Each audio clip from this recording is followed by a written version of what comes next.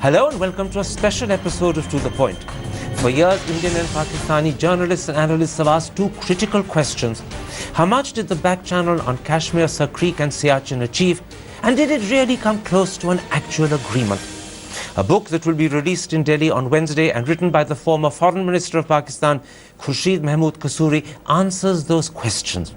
Mr. Kasuri was Foreign Minister of the country and therefore the back channel reported to him as well as to President Musharraf. As an insider, his is an authoritative account, and it is in fact the first authoritative account giving specific, well-researched, documented details of the back channel. The book is called Neither a Hawk Nor a Dove, and here it is. And with me today is Khurshid Kasuri himself, willing to share his secrets for the first time on television.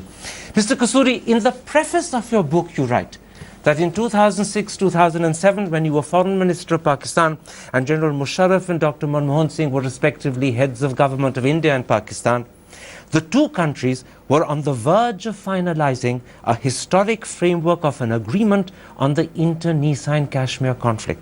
Later in the book you say, Pakistan and India came extremely close to resolving the vexed issue of Kashmir.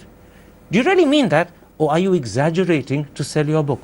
I mean every word of it, and I can say it without fear of contradiction. And if you want any proof, the only thing is I have researched and given references. President Musharraf and Dr. Manmohan Singh have said the same thing and on different occasions, and I have even quoted their statements. So in fact, in a nutshell, India and Pakistan were literally on the point of an agreement. Absolutely. Now, you call your book, and I'm quoting, the definitive and comprehensive account of the much heralded peace process by someone directly and intimately involved with the process. The peace process was in fact the back channel. Your book says it continued for some 3 years. Separately, I'm told, it had some 24 meetings in cities as diverse as London, Bangkok, Dubai. Why did it meet outside India and Pakistan? Oh, we've had experience in the past. I'm sure your government also had. We tried the secret channel between America and China, and Kissinger tried to hide himself wearing a black hat, a trench coat and dark glasses, and he was discovered at Rawalpindi airport by an American journalist. So we knew that there was no way you could hide high-profile people meeting secretly, and I'm sure your government realized the same, and there was no way that we would allow media to have a negative spin. So the reason the back channel met outside the two countries is to ensure A, secrecy, B, away from the prying eyes of the media, and C, so that then they could actually get on and do real work. Yes. You agree? Absolutely. Now, let's start first by talking about what the back channel achieved on Kashmir, which is the critical key dispute between India and Pakistan. Your book says that the back channel approached the Kashmir issue in terms of 4 critical subjects. I want to come to each of those one by one. But first, let me confirm with you those 4 critical subjects. They were, first of all, demilitarization and a conscious effort to reduce violence in Indian Kashmir. Secondly, self-governance. Thirdly, agreeing and defining the units of Kashmir. And finally and fourthly, a joint mechanism to handle common subjects. Those were the 4 issues in terms of which the back channel looked at Kashmir. Well, vaguely, yes, but it's 9 or 10, and I've highlighted in the book. Let me just frame the issue. What was the problem? India is a status quo power. It said no change in borders. Pakistan said no, there'll be no status quo. The Kashmiris, whom I met privately, by the way, in India, Pakistan, and in third countries secretly, not to conspire, but to understand what they really wanted, told me they did not want a division of the erstwhile state. Now, these are opposite, conflicting perspectives. That is why it took 3 years, and that is how we reached the solution. And to try and reach the solution, although you say there were 9 or 10 different subjects in terms of which they looked at Kashmir, but there were 4 critical ones which both General Musharraf and Dr. Manmohan Singh have highlighted, and those 4 are the ones I mentioned. Absolutely. Let's then begin with demilitarization. Your book says, and I'm quoting, both sides would agree to a major reduction of armed forces in the region, and you say this would happen in a well-defined, simultaneous manner, but in gradual stages. Explain in more elaborate terms, what does that mean? First of all, why was that necessary? Because I was talking to the Kashmiris on your side and Indian administered Kashmir, and they had certain problems, and they made sure that unless those were addressed, they would not literally allow us, which meant they would attack us. And my fear was that if they attacked Pakistan, the people of Pakistan would attack that. So the first one, you rightly say, is demilitarization. Indians said, you are in no position to ask us to do that. So after a lot of to and fro, they said, if we were to agree, you'll have to do the same. But we said, there's no demand in Azad Jammu Kashmir. They said, period.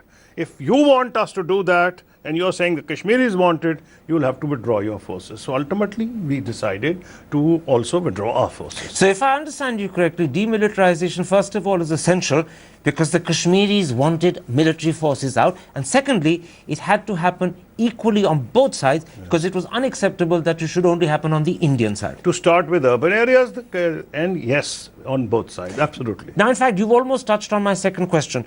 Was demilitarization only going to happen on the LOC and the international border, or would it also happen in inland urban areas? Well, it was going to be initially with urban areas, and then both sides agreed minimal forces in Kashmir, just enough for the LOC on both sides. In an interview that he gave me in July 2009, General Musharraf said that both countries had identified 2 or 3 cities each from which A, soldiers would be withdrawn and B, sent to barracks. Is that your understanding? Yes, that is my understanding. In that same interview in July 2009, General Musharraf also said that there was in general, in principle, agreement on demilitarization, but A, details hadn't been worked out, and B, no time frame had been agreed upon. Well, my impression was that generally when we were agreeing on the framework, we had set 1 year for lots of things. If you go through my book, it was not a vague thing. We had even set terms. For example, when you ask me next questions, I'll also tell you there was a term even there. So there normally used to be 1 year. When we announce, we'll try and do things within 1 year, otherwise it'll be open-ended. So demilitarization as envisaged was going to happen within a period of 1 year? Almost, yes. So 1 year from whenever it started, Yes. it would be completed? Depending on the ground situation, of course. Absolutely. Yes. Depending on the ground situation, but the time frame was 1 year. Almost. Yes. Now, as your book points out, critically connected with demilitarization, and once again I'm quoting you, was a clear understanding between the two countries that conscious efforts would be made by both sides through all means available to them to reduce violence in Indian occupied Kashmir. What precise steps did Pakistan intend to take to help reduce violence in Indian Kashmir? I've revealed for the first time, I pushed the envelope and I've said yes, because there was no way we were going to move forward. And we actually had DDR, de-radicalization, demobilization, rehabilitation techniques. We had camps where we were people, Mujahideen, Kashmiri leaders, Kashmiri freedom fighters, and we would try and rehabilitate them in civil society. So what you were doing, to use layman's language, is you were going to defang, if I can so put it, the militants. When we were trying on our part to reduce violence or militancy, you gave us no credit. You said it's because of the great efforts you'd made to stop people coming. But actually, I have given sources in my book which say that we reduced it drastically. So you took steps, as I say, to defang, which ended up in reducing drastically militancy. Well, yes, your cross-LOC movement reduced drastically. And that was a direct result of these conscious efforts linked to the back channel. Yes. So the reduction in militancy was a consequence of what the back channel was seeking and trying to do. Absolutely, absolutely. Now, on the second subject, self-governance, you write, and I'm once again quoting you, that both sides agreed that maximum self-governance would be granted in legislative, executive and judicial areas to their respective parts of Kashmir, and you add that the level of self-governance would be the same on both sides. Had you worked out concrete details of what self-governance would amount to? Yes, yes, details are given in my book. They're about, but why did we come to this? That's the key question. The key question is, again, Pakistan is very conscious that the people on your part, Indian administered Kashmir, should accept it ultimately. And they told us that what you're looking for is a long-term solution. But in the agreement between Sheikh Abdullah and Pandit Jawaharlal Nehru, they were allowed self-governance. So they said, at least start with that. So when we started talking to the Indians, they said, what's your locus standi? We told them what our locus standi was. And then they said, after a great deal of to and fro again, okay. They said, you do the same. I said, there's no demand on our side. They said, whether it is there or not, it will have to be done on both sides. So we agreed to that. So just like demilitarization, self-governance also had to happen on both sides and happen equally and similarly on both sides. Absolutely. In fact, on that particular point, your book says that this was something that caused a bit of problem initially for Islamabad. And after much deliberation, Pakistan agreed, as you say, in the interest of reaching an agreement with India. Why was it a difficult decision for Pakistan? On self-governance. That's right. On self-governance, because there was no demand on our side, and people, there were a lot of hardliners who said, who the hell are you? You are deciding about Azad Jammu and Kashmir. And we said, we explained to people that if you want a settlement, settlement cannot, two have to tango together. It cannot be one-sided, and they want to do it here. And okay, if the people of Jammu and Kashmir want it, and if the people of Azad Jammu Kashmir will be happy, fine, we'll do it. So to agree to the Indian demand that self-governance must be equal and similar on both sides, you had to first tackle and persuade your own hardliners on your side. Absolutely. And bring them on board. Absolutely. And that's why it was a difficult... It also meant Pakistan Army and the intelligence. They were sitting on the table that I and President Musharraf used to sit.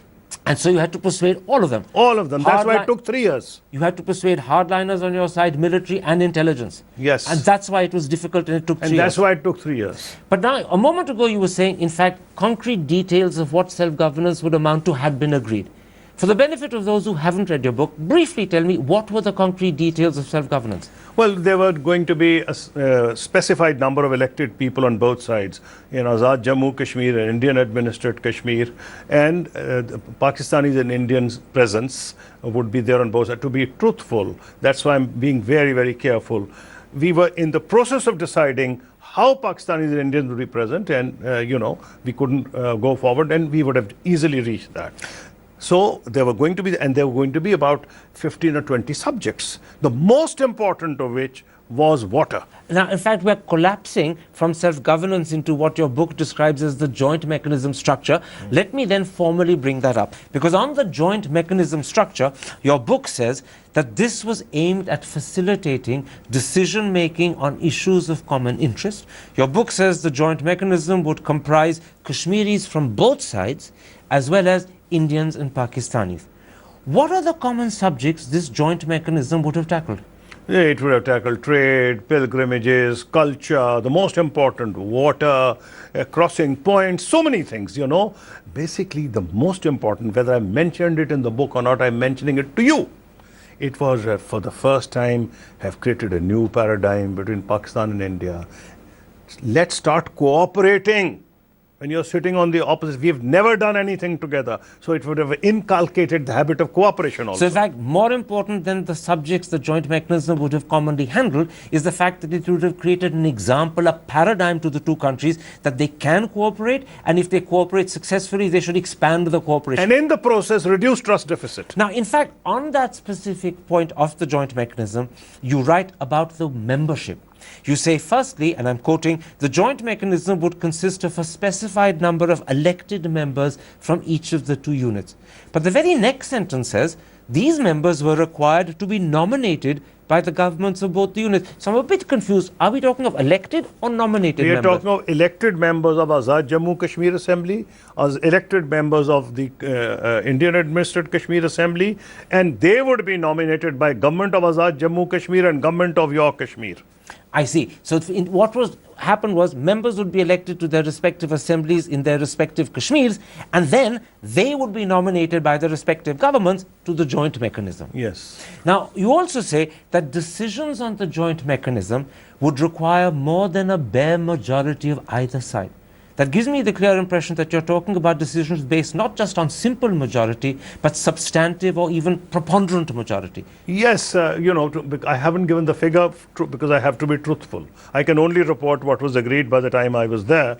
Yes, that was the sense, absolutely. And this was because you wanted something close to consensus on agreements. We wanted to create consensus, absolutely. That was the reason. Now, you also say that the joint mechanism would meet at least 2 or 3 times a year. Therefore, the joint mechanism was envisaged as a fairly active body. Precisely. We didn't just wish to be on paper. We wanted it to have life. And that's why we prescribed at least twice or thrice a year. Now, in the process of our conversation, we've skipped out what I call the third subject, which is that critical issue of defining the units of Kashmir. About that, you write, and I'm quoting you, this was the most difficult part of the negotiations because India insisted that the northern areas, Gilgit and Baltistan, should be a part. And again, you say, finally, Pakistan decided to show some flexibility on the subject. How difficult a decision was it to show flexibility? It was difficult, but it was very tedious because there was no way that we were going to allow any access by anybody to northern areas because that's our link with China. Let me be very blunt. Now, India, for the same reasons, probably had Ladakh on your side, which also touches China. So, how do we do a thing which seems impossible on the face of it? That the old princely state people have access, they can move, the trade can go there, but their security forces, only in Pakistani security forces in Gilgit-Baltistan, Indian security forces on your Ladakh side, but for purposes of movement and for purposes of trade, you can sit in a bus without passport visa and travel to any part. This is very interesting. So security forces in Gilgit-Baltistan would be Pakistani, in Ladakh they'd be Indian, but the people and goods could move freely. Yes, they could move. And that was the basis on which Pakistan agreed. That's why it took 3 years. Now it looks very simple to you, Karan. It took a lot of difficulty. How do you reconcile these? So let's then sum up. What I gather and I understand is that the back channel reached a solution on how to tackle the tricky issue of Kashmir in terms of these 4 key areas. In terms of A, its understanding on demilitarization and a continuous effort to control violence in Indian Kashmir. B, in terms of its understanding of self-governance. C, its understanding of the key units of Kashmir. And finally, its understanding of joint mechanism and the subjects joint mechanism would handle. In terms of all of this, the back channel had devised a solution to the problem of Kashmir. Am I right? It had done something else. It had tried to prevent a next war between Pakistan and India because let me tell you, the next war will be over water. You're jumping ahead. I'll come to that in a moment's time. Okay. But first confirm for me, it was in terms of these 4 that the back channel worked out a solution. Absolutely. Let's then at this point look at the implications and consequences of the sort of solution the back channel was offering India and Pakistan on the Kashmir issue. First of all, I get the clear impression that the LOC and the international border would be reduced to just lines on a map of Kashmir, not much more. Yes, because India said there'll be no change in borders. So we said there'll be no border. For Kashmiris at least, without passport and visas, they'll travel.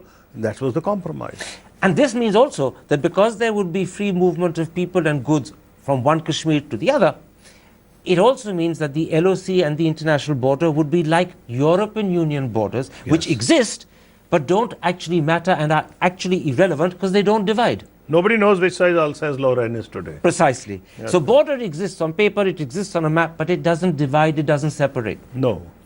And the third critical implication is that in fact there was no redrawing of borders, there was no exchange of territories. You see, you like to put it like that. I like to put it in another way, that we looked out of the interest of the Kashmiris. The Kashmiris didn't wish that territory divided, and we ended up in a win-win situation. Absolutely. But for an Indian audience, the important thing that had been achieved, even if you don't want to put it that way, you're not denying it either, is that borders weren't going to be redrawn, territory wasn't going to change hands or change sides. The paradigm would shift. The paradigm would shift, and the most important thing was that the border would become a border on a map, but it wouldn't be a barrier, it wouldn't divide. It would be a line on a map. And it wouldn't separate people because they could move freely and goods could move freely. Yes. So in a very real sense, it was like the European Union. Absolutely. That's the first step. And if you want to know what I had suggested, which was not accepted, I'm revealing for the first time. Which is? I had suggested, when we used to sit with Army, ISI, President Musharraf and I said, let's take a quantum leap. Turn it into Switzerland, both Azad Jammu, Kashmir and the Valley, and allow Pakistanis and Indians access into that territory also, not just the Kashmiris. I couldn't succeed in the first instance. If we had persisted, I might have succeeded. This, at that moment of time, 2006, 2007, was possibly one step too far. Yeah, they didn't accept it. Our own people didn't accept it. But you're hoping... The military and the ISI did not accept it at that stage. But you were hoping that if the back channel had come to fruition, I was hoping this could be the second that step. I would have suggested very strongly that let this be the place where Pakistanis and Indians meet each other as human beings, not as enemies and adversaries. Let's come back, however, not to what you wanted to achieve, which couldn't happen, which is a step too far, but let's come back to where the back channel actually got to. Yes. Now, in addition to the solution that we've discussed and its implications and consequences, and the critical fact that the LOC and the international boundary or border would become like a European Union border, you went in that back channel one or two steps further. You also agreed upon a reviewing and monitoring mechanism, which would be annual meetings of the two foreign ministers. And beyond that, you also agreed that the whole system would be reviewed after 15 years in the light of experience. Why was the second review after 15 years considered necessary? Well, there were both political reasons, I'll be very honest, and there was actually practical. Whenever you set in motion something new, unanticipated difficulties crop up. So you need a review mechanism. Very sensible. But there was a political reason. Simply to correct what you haven't seen. Yes, you don't know what will happen. But there was a political reason. We live in a real world. There are politicians in India, there are politicians in Pakistan. We knew that we would be condemned by hardliners on our side we have sold out, and the Indians also felt the same. So we would say to the people, and honestly, well, we've tried to do our best at this point of time. You try and improve it if you can, but let this work at least as a first instance, and let's see how it works out. So 15 years later, in the light of experience, we can review it, but let it work for 15 years. Two figures were mentioned, 10 or 15 years. I was not sure what we had agreed at the last, so I was trying to err on the side of caution. Your book also suggests that the two countries had an understanding that at some point they would also sign a treaty of peace, security and friendship. Was that envisaged immediately along with the back channel agreements, or was it going to happen sometime further down the road? No, it was all envisaged, and we used to talk, I don't know what you used to talk, of, between France and Germany. Look at the historic rivalry, the enmity over everything, including religion. And we used to talk of the treaty between them, the Paris Treaty, and we used to think that, this should be the model. And today, as I said, Alsace-Lorraine, you don't know where they exist. They've fought so many wars over it. You're saying something very important. You're saying just as France and Germany, who fought 2 world wars as enemies, can end up as the closest of comrades and friends, both in the same European Union, the same way you hoped or even envisaged that India and Pakistan, who fought 4 wars, could end up in a relationship similar to France and Germany, friends and cooperating partners. Let me tell you something even better. At the end of 40 or 50 years, they are even writing a common history book, common textbook for students in Germany and France. That is the amount of progress they've made. It may have taken us less than 40 or 50 years to try and bridge that trust deficit. But that's what you personally, at any rate, were hoping you could get to. Yes, I hope, because if we'd done that, that would be the next logical step. Let me now come to because both of us have distorted history, you and we. Let me now come to 2 critical issues. First of all, yes, to what extent was the army and the intelligence in Pakistan on board? Had General Musharraf kept the key corps commanders informed? Were they in the loop? More importantly, were they in agreement with all that we've discussed? Oh, absolutely. Give me 2 minutes, please, on this. I have addressed so many places, garrison commanders, I have addressed National Defense University, Staff College, Quetta. I have addressed various military gatherings. Do you know in 5 years, I faced 1.5 hostile question? That's it? Just 1.5? One was downright hostile. The military officers are told to be very blunt when they are talking to you. One was downright hostile, even in tone, about what we were doing with India. One was hostile but not in tone.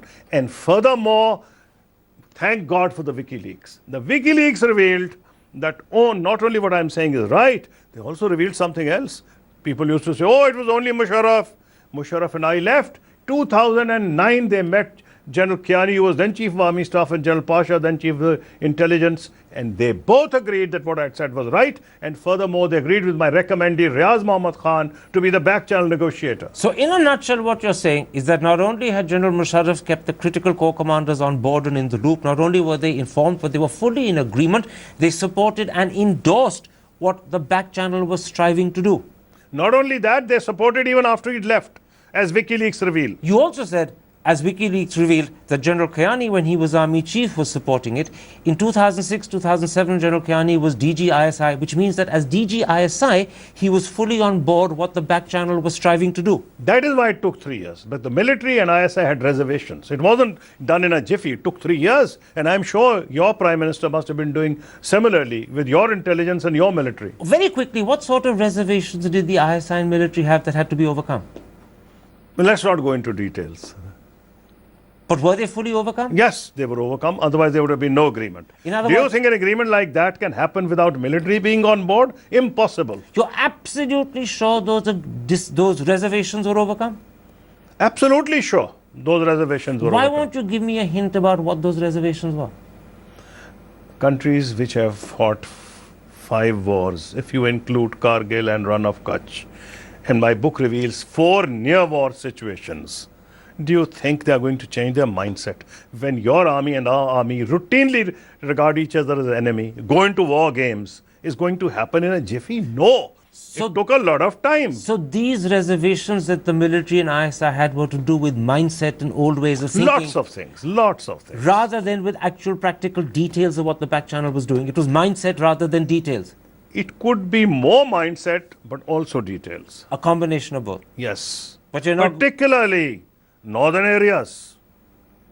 That is Gilgit-Baltistan. That was a big There was stumbling no block. way the military was going to compromise on that. Now, in an interview that you gave me in February 2009, you said that both sides had also achieved an understanding that when they announced an agreement, neither would claim victory. Why was that important? It was so important, Karan, that you have no idea how important it was. You know, look at UFA and look at so many things. Pakistani, we have 1,000 years of history.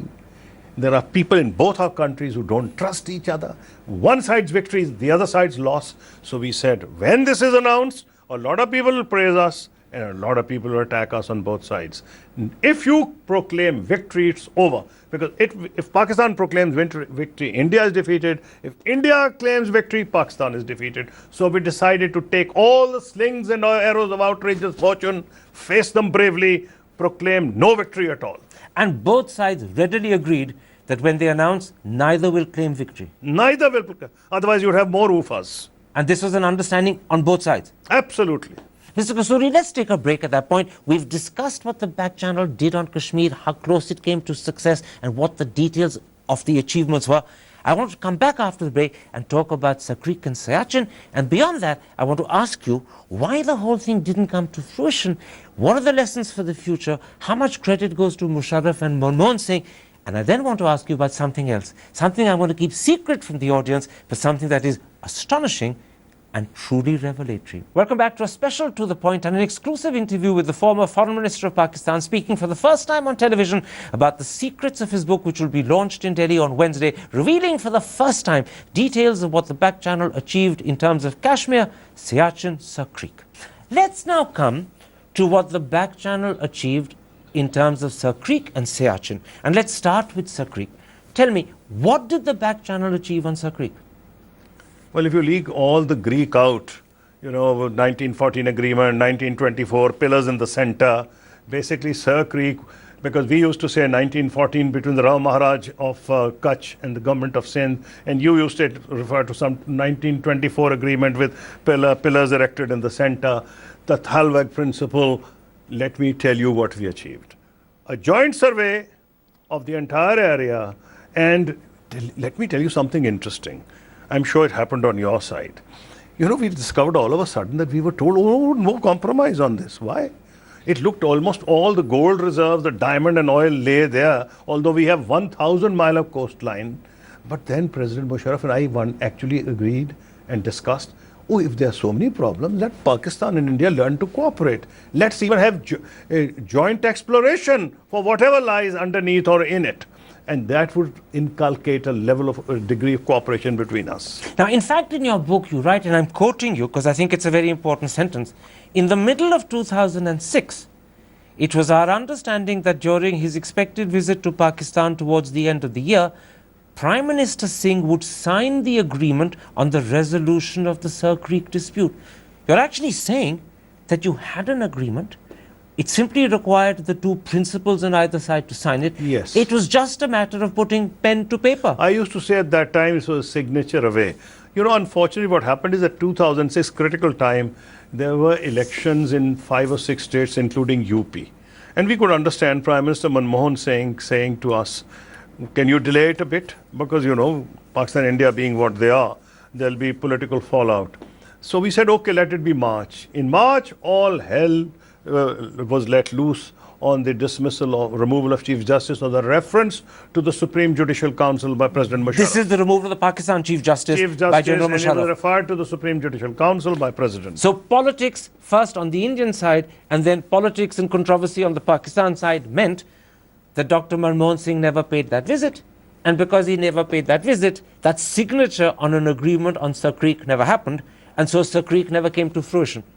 Let me give you the good news, not just the bad news. The good news is, having taken 3 years, I am absolutely certain that this is the reference point.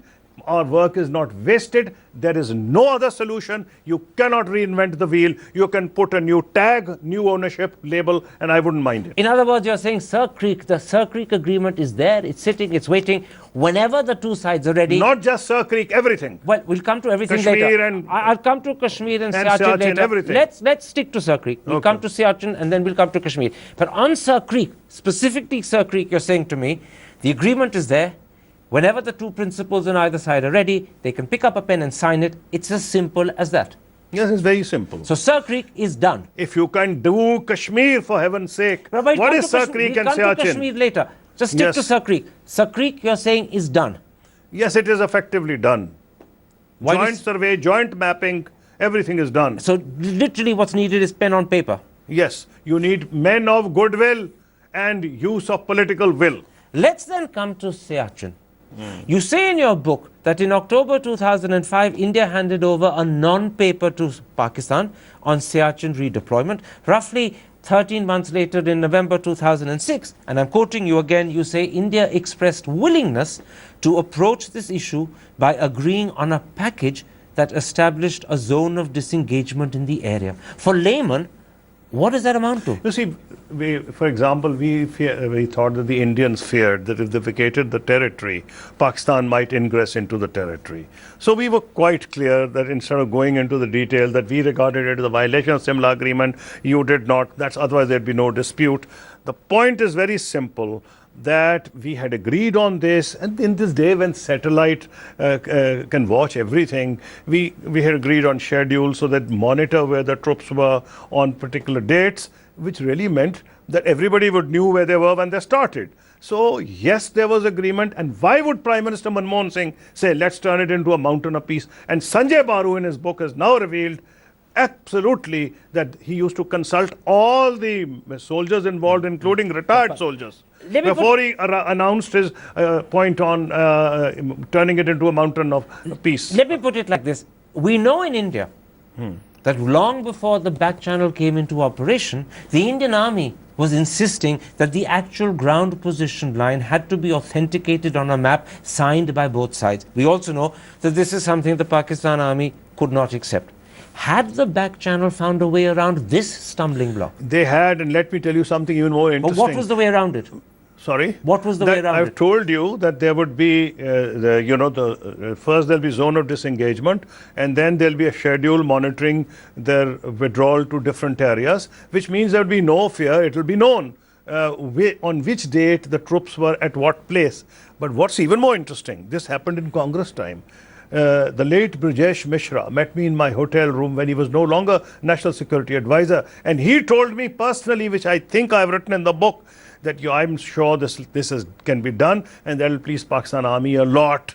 So which means that BJP also was prepared to go that far. Now let me come back to Siachen and what you write in your book. You say in your book that Pakistan had a package proposal, that's the phrase you use, which consisted of schedules. One schedule which would delineate and demarcate where the army was before withdrawals, another that would delineate and demarcate where the army went after withdrawals. There'd be a zone of disengagement in between, and there would be a monitoring mechanism to check all the while. Then you add in your book that an unnamed but senior, Very senior, but it's my habit of not quoting names Well, when people talk to me in confidence. A very senior Indian. Let me finish what I'm saying. You quote in your book that an unnamed but very senior Indian official had said to you that this was workable. His, in fact, words to you were that Pakistan's proposals on Siachen were workable and the two countries can work on the basis of your proposal. Yes, absolutely. How confident are you that this man knew what he was saying and actually reflected? He was central to the whole thing, but I will not name him because he said to me confidentially. He was central to the whole thing. He was, yes. You know, I have done it very often in the book because whenever I am talking to an interlocutor, either I give his perspective, and if I feel for some reason I can't, I don't name him. But the thing is, in this instance, this man's assurance to you Meant a lot to us. more than mean a lot to you, it's on the basis of this man's assurance that your credibility, that on Siachen you had an in-principle agreement, hinges. His veracity will determine your credibility. No, not at all. The statement by Dr. Sanjay Baru, he is not a Pakistani. He was very close to your Prime Minister. He even goes on to say that General J.J. Singh, I think that was the name, he used to say one thing to Defence Minister Antony and another thing to Prime Minister Manmohan Singh, and that Prime Minister Manmohan Singh had consulted all military leaders before he announced this as a mountain of peace. Was the Prime Minister speaking in a vacuum? The Prime Minister of India was not speaking in a vacuum. Just a moment. You're laying a lot of importance and stress on the fact that the Indian Prime Minister of the day referred to Siachen as a mountain of peace. You're jumping from that to the conclusion that India had accepted Pakistan's proposals for demilitarization, disengagement, etc. in Siachen. And all of that hinges on this unnamed, very senior official saying it was acceptable and workable. So much emphasis on this. Name him. No, I'm not going to name him. There's one, everybody in the world trusted me when I talked to somebody in Britain, United States, France, Germany, India. They knew that I would not misquote them. My book is a living testimony to that. Don't name him. Describe him so I know how important he is. He's very important. Now, but what's very important? Everyone calls themselves very important. Describe him. My book has been in the market for more than a month. Nobody in Pakistan and India has come out with a substantial contradiction. Except for the fact that your book has not been available in India. It's going to be available in India from Wednesday onwards. You are telling me that? So many of your newspapers have even published review of my book in the last 4 weeks. I come back to this critical question. You're saying to me that on Siachen, in principle agreement was there. It needed political will to clinch it. I'm prepared. I'm saying if Kashmir can be resolved, what is Siachen and what is Sir Creek? I'm saying to you that I, as your interviewer, am prepared to accept your claim that on Siachen there was an in principle agreement. It needed political will to clinch it. But that claim hinges upon the veracity of this highly important unnamed official who told you it was acceptable to India. The very fact that you are laying so much emphasis on it, I will not name him. Okay, don't name him. Describe him so I know how important he is. I say he was key. What do you mean key? Was he a minister? I'm not going to give you any clues. Was he a minister? I will not give you any clues. But the way you laughed suggests he was. I will not give you any clues because he told me in confidence after having spoken to the Prime Minister. That knowing look on your face suggests it was an Indian minister. I will say nothing more. All right, let's sum up. It's quite clear from what you said, and I accept it because you're foreign minister, the back channel reported to you, you're speaking as an insider, you're speaking authoritatively, so there's no need for me at any rate to dispute or question what you're saying. And according to your book, the back channel had come very close to key agreements in terms of Kashmir, Sir Creek and Siachen. Sir Creek and Siachen didn't even matter. I don't know why you're laying so much emphasis on Kashmir is the most important Kashmir is the one that caused war, near war situation, and will cause, God forbid, future wars. On Kashmir, which is such a critical issue. I'm not even interested in Sir Creek and Siachen. On Kashmir, which is such a critical issue, the back channel had come close to fundamental, far-reaching, absolutely earth-shaking agreements. What is Siachen? But an extension of Kashmir. It is only an extension of Kashmir. Let me finish the question. Given that you'd come so close to what I call earth-shaking, paradigm-shifting agreements, why didn't you clinch them? What went wrong? Why did it all fall apart and not happen? I have given you the reason. That is it. Politics in India, politics in Pakistan. No. It is, all I'm simply saying is that this work is not wasted. Why? Because there's no other way unless you want future wars. No, that's another matter. But why didn't it get signed and clinched when Musharraf and Manmohan Singh were in power? That's why I told you that first your elections here, and he wanted 3 more months, and we called him in March. Acha, let me tell you something else. President Musharraf actually asked me. He said, Kasuri Saab, after the agitation had started, what if I could invite Prime Minister Manmohan Singh? I don't know if there was a proposal. He asked my views. I said, sir, don't invite. He said, why? I said, don't invite him now. We have done a lot of good work. History will record it. There is no other option. Future governments will have to rely on this. And I used the Urdu expression. I said, sir, agar aap sone mein ghad ke aaye, to opposition kehegi peetal hai. Don't destroy our good work. He just consulted me. So maybe there was a move by somebody that Prime Minister Manmohan Singh should come even after the judicial movement had started in Pakistan. And you said, no, don't, because actually We have done so much good work. It won't work to the end we want. No, it won't work. I want peace. And that would have been rejected at that time. 2 critical questions. Given Yes. that so much was achieved on the back channel when Musharraf and Manmohan Singh were in power, would you say that the Manmohan Singh-Musharraf years represent perhaps the best years in India-Pakistan's relationship? Oh, absolutely. Without credit must go to Prime Minister Vajpayee also. Don't do that. He started the process. And it was, we were scared. You know, we actually wanted a BJP victory. It may sound amazing to you. And we were very upset when Congress won. But thank God, Dr. Manmohan Singh and Natwar Singh was the foreign minister then. They removed our misapprehensions or apprehensions within the first month. Another thing that emerges from your book is that the Musharraf of Kargil and Agra, who was deeply disliked in India, transformed into a very different man by the time he came to preside over the back channel. Had office and responsibility changed to General Musharraf? In the same way that Prime Minister Vajpayee, who started with Jan Sangh, became the great statesman, and I pay tribute to his statesmanship in my book. And in the same way, General Musharraf Absolutely. changed in office. Completely. So- He became an international statesman. His advice was sought by world leaders. So he realized what responsibility, I saw what responsibility can do to you. In Kargil and at Agra, he was perceived by Indians as a hawk, as a man who wasn't friendly to India. That's why the title of my book, the first sentence in Kasuri Sahab, after Kargil, I was not foreign minister. Are you? This is the first line in the book. Are you a hawk or a dove? I said, Mr. President, you'll find out in due course. Was he, by the time he left office, a hawk or a dove? He was a hawk at Kargil. What was he by 2006? A statesman. Was he friendly towards India? You can see by the results, he changed completely. How much does the back channel's achievements owe both to Musharraf and Manmohan Singh? Oh, a great deal. Do you think that we could have achieved that? These were the 2 key people. History has not judged them fairly, but history will judge them fairly when ultimately you have no recourse but to the agreement that they arrived at. Nobody will give them credit. Politicians won't give them credit because they will claim credit themselves, but historians will. If the back channel agreements had actually come to fruition, do you think these 2 could have possibly got a Nobel Peace Prize? Oh, absolutely. You have no doubt about that? Absolutely, no doubt.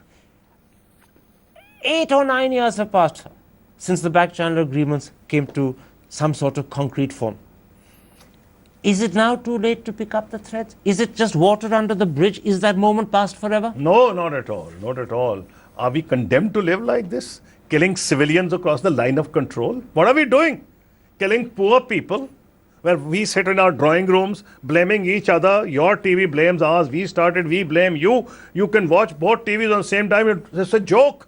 We are saying opposite things. You're blaming us, we are blaming you. Who is getting killed? Ordinary poor civilians. But can the back channel agreements be picked up, or is it too late?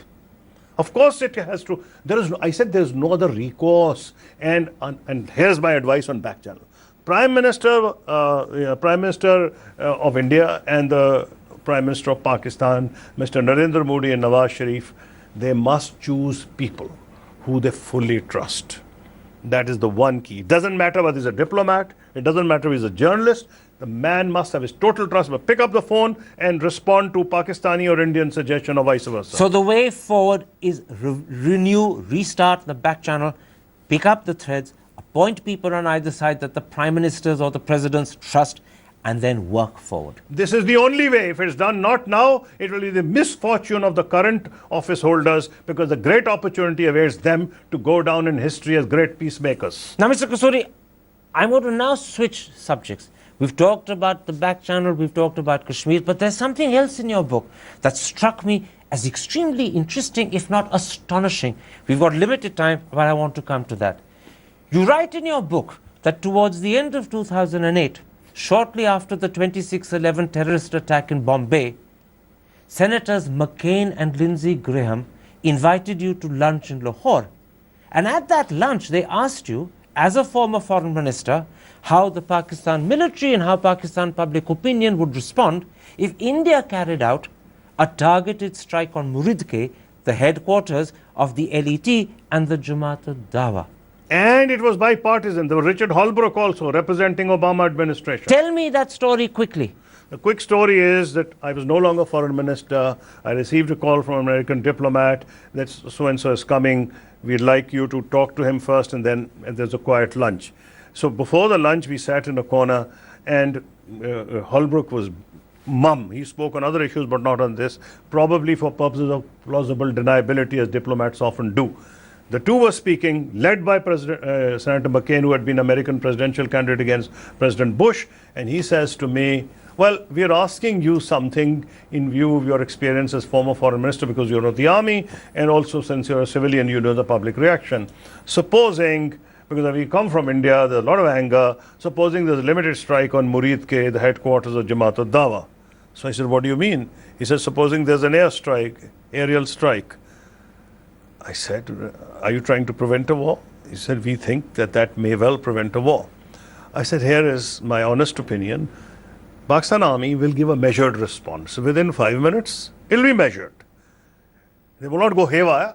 It'll be a measured, commensurate with the severity of the attack on Muridke. You give me an assurance that the Indian Army will then not react. And if they did, what would be the Pakistani reaction? So everything could spiral out of control. So I said, why are you asking me? Ask Pentagon to talk to GHQ directly. They said, we are asking you because you're a civilian and we want to know what the public response. I said, public response will be so great that Pakistan Army would be delegitimized in the eyes of its own people if it did not respond. Two quick questions, because we're running out of time. Did you get the feeling that Senators McCain and Graham were, in a sense, feeling the ground, sounding you out? Did you get the feeling that India was considering such an act and they were sounding you out in advance? You see, I had a feeling that they had met people, because they're coming from Delhi. How can I believe they'd not met Prime Minister, Defense Minister, or maybe your military people, because the people of that level don't meet anybody lower. So I was absolutely certain that they talked to somebody very high in India. And it was my advice to them that if they did that, there would be a reaction. There's been war gaming. There's no secret. I've been part of it. And I gave them what I thought was the best advice. And I felt that it could actually lead to war, although they thought that might help prevent a war. So you got the feeling, trying to sense the ground, trying to anticipate what the reaction would be. In other words, they were trying to find out, perhaps possibly on behalf of India. Could be. I mean, I'm guessing. Finally, it's no great secret that there are many who are close to this government, perhaps part of this government, perhaps advisors of this government, who feel that such a course of action might be something Mr. Modi as Prime Minister should contemplate. If Mr. Modi were to carry out a limited targeted strike on Muridke, what would be the response today of the Pakistan Army and Pakistan public opinion? God forbid. All hell will break loose. I don't want to go any further. All hell will break loose? Yes. So as a former foreign minister, to whom this question was asked by American senators in 2008, you're saying in 2015 to Mr. Modi, do not contemplate even for a moment a limited strike on Muridke. My advice to Prime Minister Modi is appoint people you trust as back channel negotiators. Don't strike Muridke, restart the back channel with people you trust. Yes. And if he were to do that, restart the back channel with people he trusts, will Mr. Nawaz Sharif be free to respond, or will the army constrain him? Because that is the advantage of back channel negotiator. Because no response will come unless everybody is on board, as I saw when I was sitting there, the ISI was sitting, the military was sitting, the foreign office was sitting. So the Pakistan army, the Pakistan ISI, what they call the deep establishment in your country, would be happy with a back channel, because they would then be involved and they would be able to play their role fully. Otherwise, that back channel is not worth the paper it's written on. Back channel only means something if all stakeholders are taken on board. So the way forward, paradoxically, is through the back channel. Yes, and that is through the back channel. Mr. Kasuri, a pleasure talking to you. Thank you very much.